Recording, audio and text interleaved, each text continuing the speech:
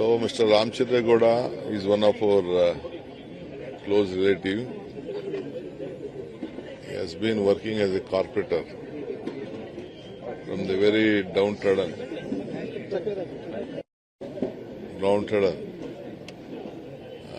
He has been working there. And it is one of the big family of the Bangalore West. We know them very well.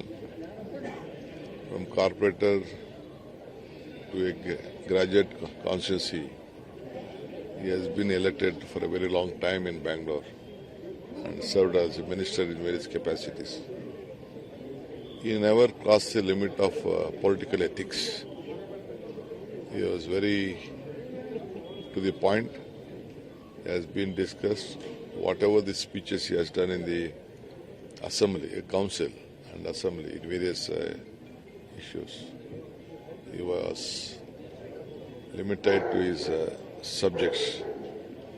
So a great leader, a common man. You could see the lot of following with him in the party and outside the party. With a great culture was his big strength. His ethical values was very much important. So on behalf of Government of Karnataka, we are honoring him with respect. With the state honor, we want to send him. So we all are deeply shocked.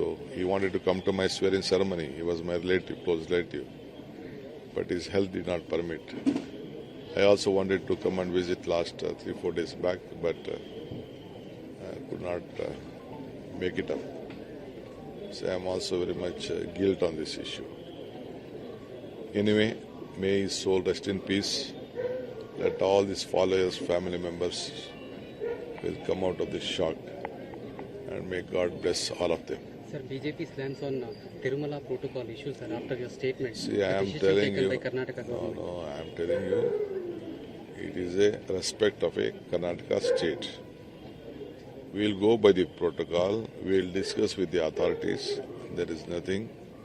It is an opportunity to pray God by one of our officers. The first Aarti belongs to Karnataka. That Aarti, an officer will go.